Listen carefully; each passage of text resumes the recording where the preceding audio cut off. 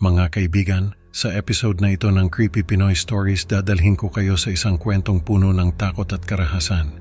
Isang simpleng gabi sa harap ng laptop ang magdadala sa atin sa madilim na mundo ng dark web at mga taong may kakaibang thrill, ang thrill ng pagpatay. Makikilala natin sina Jake, Carol, Dante at Sonia na nagplano ng isang krimen na magbabago sa kanilang buhay magpakailanman. Pero sa bawat hakbang nila, hindi nila alam na ang kanilang plano ay hahantong sa isang madugong legasya na hindi nila inaasahan. Kumusta po sa lahat ng mga tagahanga ng Pinoy Horror dyan? Salamat po sa inyong oras at pakikinig sa aking kwento. Ako nga pala si Jake. Nakatira ako sa isang maliit na bayan sa Rizal. Lumaki ako sa isang pamilyang simple lang ang pamumuhay, pero puno ng pagmamahalan. Naging mahirap ang buhay namin pero natutunan ko kung paano magtiis at magsikap. Sa kabila ng lahat may mga bagay na hindi ko inaasahan na magbabago sa buhay ko. Nakapasok ako sa isang dark web chatroom na puno ng mga taong naghahanap ng kakaibang thrill. Nakilala ko sina Carol, Dante at Sonia sa chatroom na yon. Naging mabilis ang aming pagkakaibigan dahil sa aming iisang interes, ang thrill ng pagpatay. Bawat gabi nag-uusap kami tungkol sa aming mga plano. Ano kaya kung subukan nating patayin si Renato? Sabi ni Carol sa chat. Matanda na siya at mukhang madali lang siyang patayin. Nagkaroon kami ng mahabang diskusyon tungkol sa mga paraan kung paano namin isasagawa ang plano. Bawat isa sa amin ay nagbigay ng kani-kaniyang ideya at unti-unti naming binuo ang detalye ng aming krimen. Hindi namin alam na ang aming mga plano ay magdadala sa amin sa isang madilim na landas na hindi namin inaasahan. Isang Biyernes ng gabi, sinimulan ko ang pagmamanman kay Renato. Nakita ko siyang bumibili ng groceries sa isang maliit na grocery store sa Antipolo.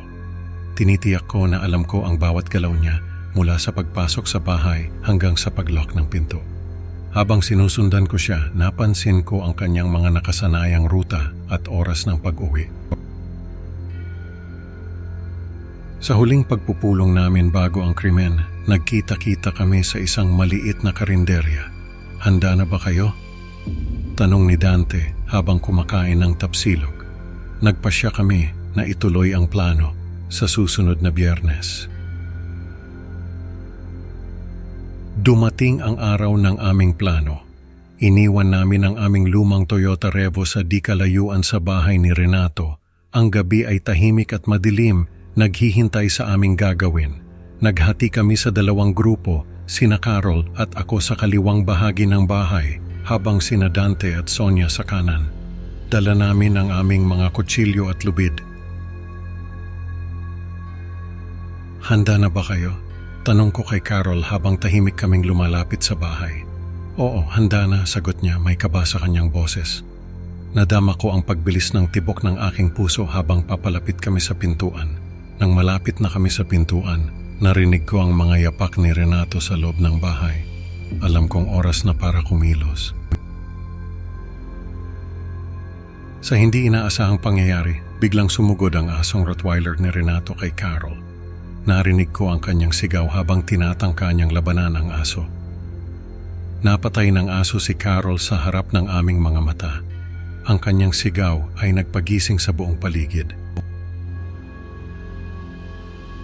Kailangan nating umalis dito. Sigaw ni Dante habang tumatakbo kami palayo sa bahay.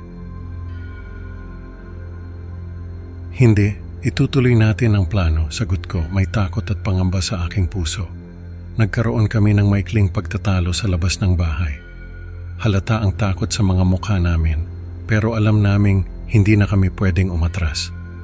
Habang papasok kami sa bahay, naririnig ko ang mga yapak ng aso na tila nagbabantay sa aming bawat galaw. Ano na ang gagawin natin? Tanong ni Sonia, may takot sa kanyang boses. Kailangan nating tapusin ito. Sagot ko, pilit na pinapalakas ang loob ko.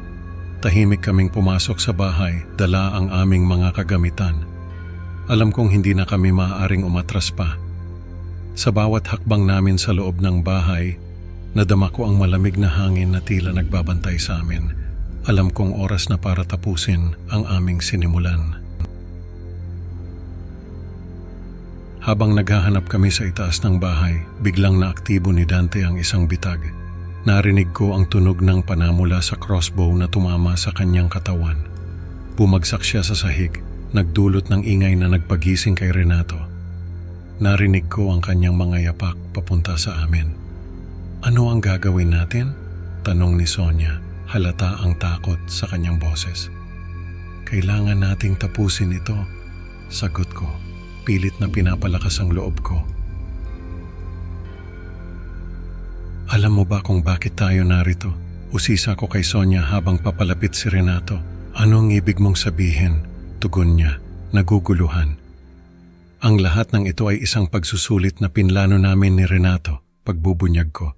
Siya ang lolo ko at isang veteranong mamamatay tao. Nagulat si Sonia sa revelasyon, ngunit bago pa man siya makapag-react, naramdaman niya ang malamig na bakal ng kutsilyo sa kanyang leeg. Nakita ko ang takot sa kanyang mga mata, ngunit alam kong kailangan kong tapusin ang aming plano. Pinatay ko si Sonia bilang isang tropeyo. Magaling, sabi ni Renato habang tinitingnan ang katawan ni Sonia. Handa ka na.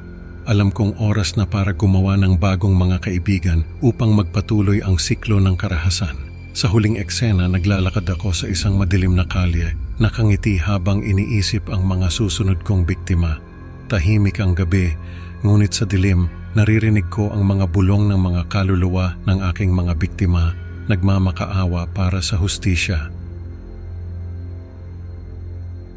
Mga kaibigan, natutunan natin na ang kasamaan ay laging may kapalit na mas malala. Salamat sa inyong pakikinig. Huwag kalimutang mag-like at mag-subscribe para sa mas marami pang nakakakilabot na kwento. Excited na akong makita kayo sa susunod na upload. Hanggang sa muli, mag-ingat kayo sa dilim. Baka may nagmamasid.